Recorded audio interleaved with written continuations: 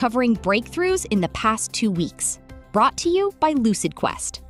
Novartis reported Phase 3 replenish data for Cosentyx, or secukinumab, in polymyalgia rheumatica.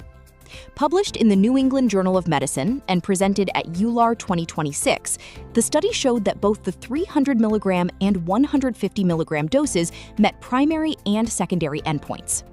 Sustained remission at week 52 was 41.2% and 40.6% respectively, compared with 20.4% for placebo. Regulatory submissions have been made in the United States, Europe, and Japan.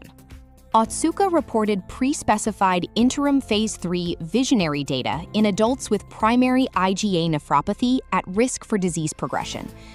VOYXACT, or sibeprenlimab SCSI, demonstrated a mean estimated glomerular filtration rate change of positive 0.7 compared with negative 4.8 milliliters per minute per 1.73 square meters for placebo over 12 months, supporting continued evaluation of kidney function preservation.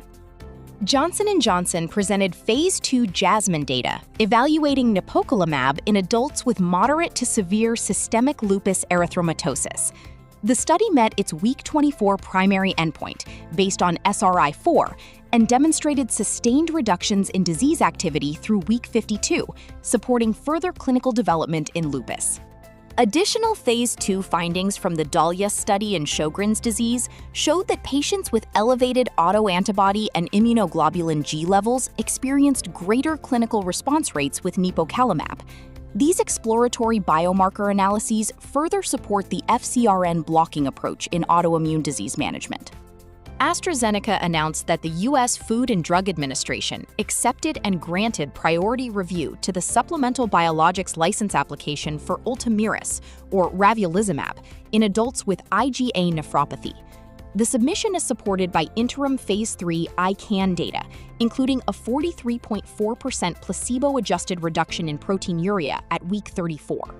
Roche reported that the FDA accepted a supplemental biologics license application for Tecentriq, or atezolizumab, in combination with chemotherapy following surgery for stage 3 dMMR or MSI-H colon cancer. Results from the Ultomiris study showed that Tecentriq plus FOLFOX6 reduced the risk of recurrence or death by 50% compared with FOLFOX6 alone.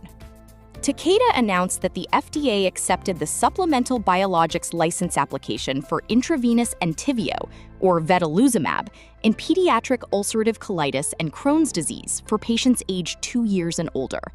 The application is supported by the Phase 3 Kepler and Webb studies, with a regulatory decision expected in the first quarter of 2027.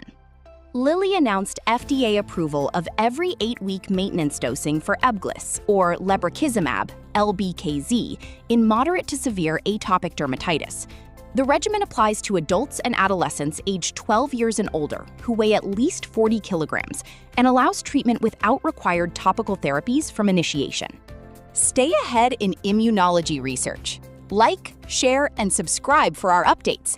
Visit lqventures.com or email us at info